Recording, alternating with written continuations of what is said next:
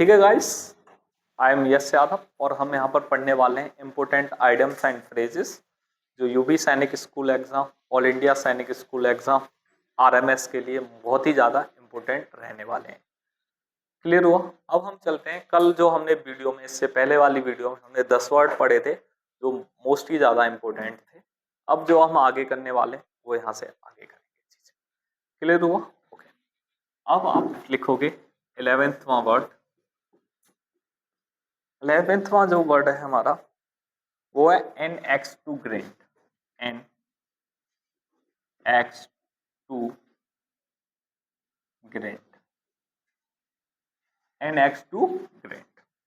अब एक्चुअली में सभी बच्चों को ये समझना है कि ये NX2 ग्रेड वर्ड का क्या मीनिंग होता है। एक्स का मतलब सबको पता है क्या होता है भाई, एक्स है नहीं? एक्स पता है ना? एक्स क्या कहते हैं? कुल्हाड़ी। गांव में किसी के पास क्या कहते हैं कुल्हाड़ी मांगने जाओ तो वो कोई भी व्यक्ति तुम्हें अपनी क्या नहीं देगा, क्या कहते हैं कुल्हाड़ी नहीं देगा। वही क्या कहते हैं मना कर देगा कि नहीं भाई हमारे घर पे नहीं है। लेकिन जब उसे खुद की लकड़ियां काटनी होंगी तो तुरंत निकाल लाएगा कि हाँ लो भाई है कि नहीं? तो अब तुम समझ गए होगे NX2 ग्रैंड का मतलब क्या होता है। क्या कहते हैं कुल्हाड़ी हमेशा आदमी कब निकालेगा? अपने काम के लिए।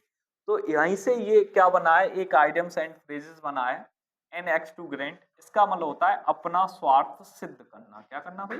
अपना स्वार्थ सिद्ध करना। कहां से बना है ये वर्ड? वहीं से बना है, अपना स्वार्थ सिद्ध करना। अपना स्वार्थ सिद्ध करना। चलो अब हम बात करें इसके इंग्लिश मीनिंग की कि इसका इंग्लिश मीनिंग क्या होगा। तो इसका इंग्लिश मीनिंग होगा personal and to, personal and to, personal and to serve. Spelling क्या लिख दी, गलत हो गई। स्पेलिंग बेटा इसकी सर्व कर लेना, ठीक है ना? क्या कर लेना? Serve. Personal and to serve. Clear हुआ? यानी कि अपना काम बनना चाहिए, इसीलिए हम अपनी क्या निकालते हैं, कुल्हाड़ी निकालते हैं। अदरवाइज किसी के लिए हमारी जो कुल्हाड़ी होती है इज नॉट अवेलेबल। अब आगे वर्ड है हमारा 12वां वर्ड हम पढ़ने वाले हैं। 12th जो वर्ड है हमारा वो वर्ड है हमारा at the 11th hour. At the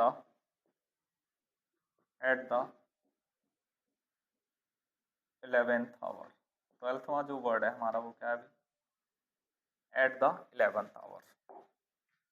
अगर हम बात करें एट द 11th आवर की, तो ये जो एक्चुअली में हिंदी मीनिंग जो इसका होता है वो क्या होता है? अंतिम समय पर। क्या होता है भाई, है कि नहीं? अरे क्या कहते हैं 11th आवर जो होगा वो कब आएगा? अंतिम समय पर। तो एट द 11th आवर क्या होगा भाई? अंतिम समय पर। क्या होगा भाई? अंतिम समय पर। एट द 11th आवर, अंतिम समय पर। यानी कि अगर इंग्लिश मीनिंग की बात करें तो इसका होगा एट द लास्ट मोमेंट। क्या होगा भाई? At the last moment. सारे वर्ड हो रहे हैं क्लियर सबको? क्या होगा भाई? At the last moment. Clear हुआ?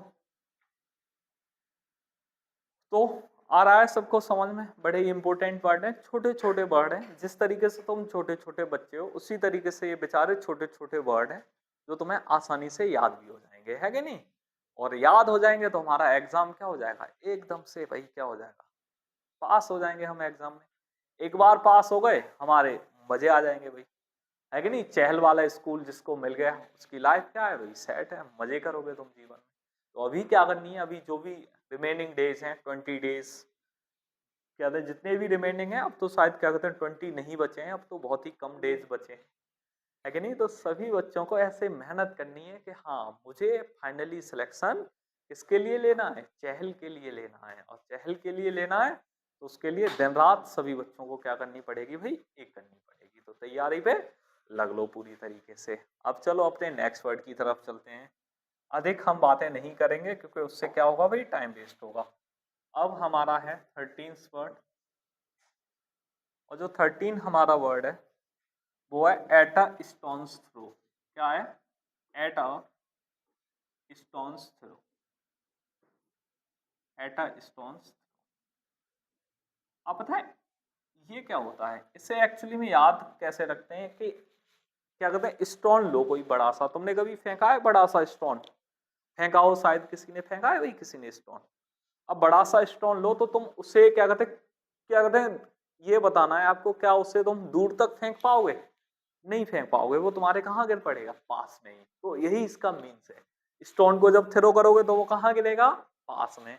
तो एट अ स्टोन थ्रो का जो मीनिंग होता है वो क्या होता है, पास। क्या होता है, पास में। यानी कि अगर अंग्रेजी में मैं बात करूंगा तो इसका हिंदी जो अंग्रेजी मीनिंग होगा वो क्या हो जाएगा भाई, नियर हो जाएगा। क्या हो जाएगा भाई, नियर। तो समझ में आया, एट अ स्टोन थ्रो अगर वर्ड आ गया तो तुम्हारे दिमाग में एक ही चीज आनी चाहिए, क्या आनी चाहिए भाई, नियर। क्या आना चाहिए, नियर। क्लियर। अब हम चलेंगे क्या कहते हैं नेक्स्ट वर्ड पर, जो हमारा नेक्स्ट वर्ड है 14th वर्ड।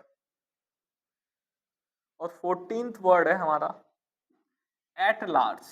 क्या है भाई, एट लार्ज।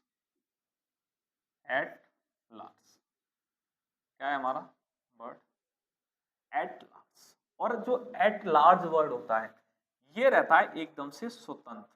क्या रहता है भाई, स्वतंत्र। क्या रहता है, स्वतंत्र। और इसका इंग्लिश मीनिंग हो जाएगा भाई फ्री।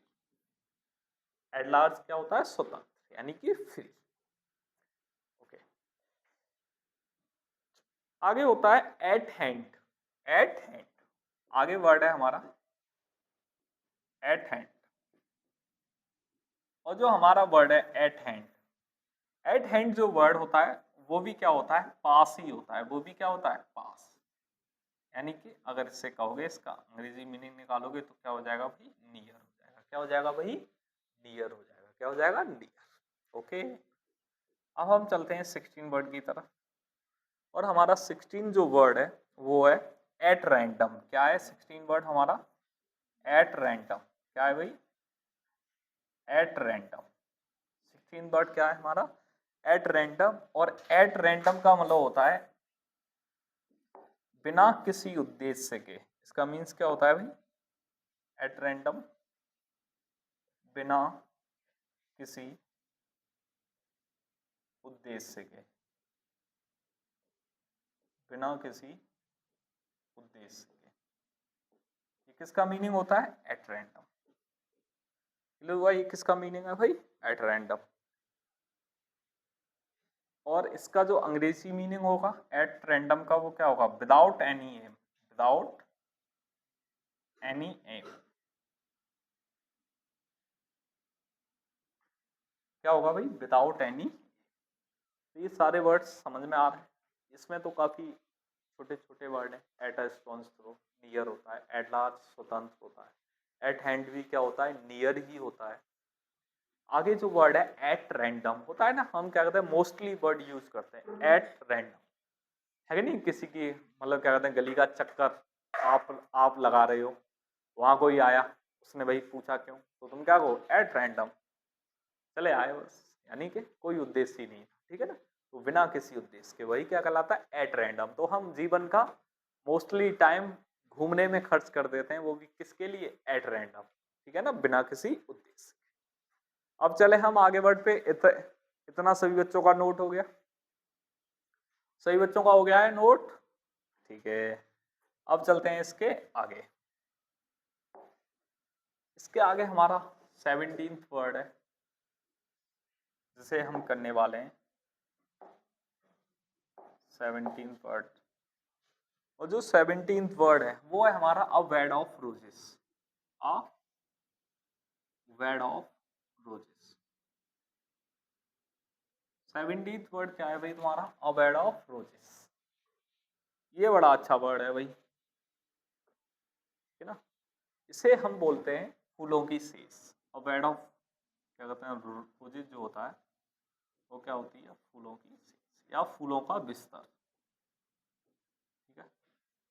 अब इसका अगर है कि नहीं, बेड हो किसका, क्या कहते हैं रोजेस का, तो हमारी लाइफ कैसी कटेगी, एकदम आराम में कटेगी। कैसे कटेगी, बहुत ही आराम में कटेगी, ठीक है ना। यानी कि ये क्या होगा, क्वाइट कंफर्टेबल। क्या होगा, संपूर्ण आराम, क्वाइट और कंफर्टेबल क्या कहलाता है, अ बेड ऑफ रोजेस। मतलब क्या कहते हैं, जीवन का सुख में बीतना, क्या है वो, अ बेड ऑफ रोजेस है, ठीक है ना। सुख की सेज भी बोलते हैं इसे, फूलों की सेज, या इसे ही क्या बोलते हैं, सुख की सेज।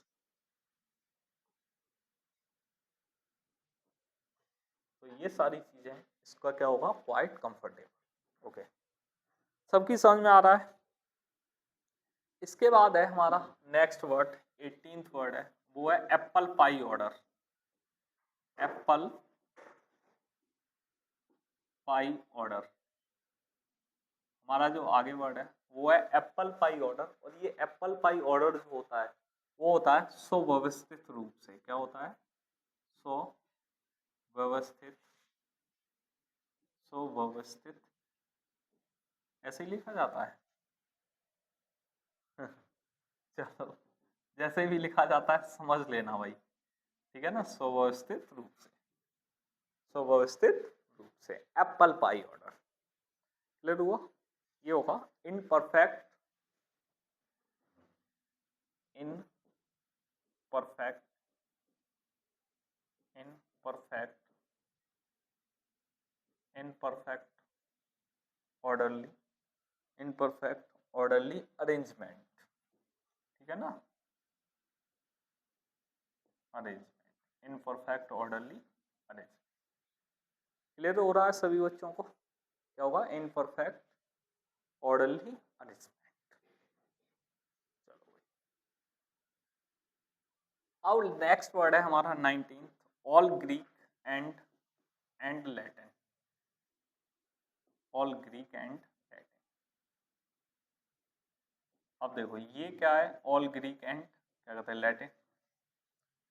ओके, जब इसका अर्थ जो तुम्हें होगा वो एक्चुअली में क्या होगा, समझने में बहुत कठिन, क्या होगा, समझने में बहुत कठिन, क्योंकि अंग्रेजी तो हम समझ नहीं पा रहे अभी तक, है कि नहीं। तो ग्रीक एंड लैटिन, और वो भी सभी के सभी, तो क्या होगा, समझने में बहुत कठिन, क्या होगा भाई, समझने में बहुत कठिन।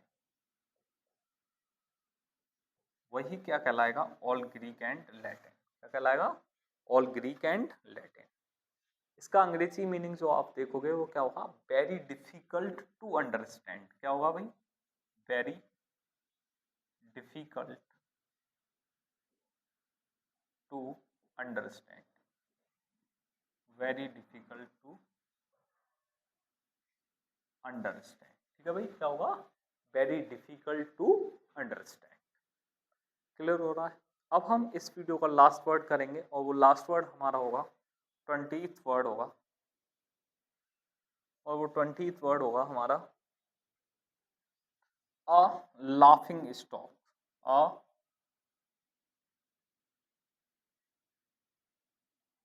अ लाफिंग स्टॉक।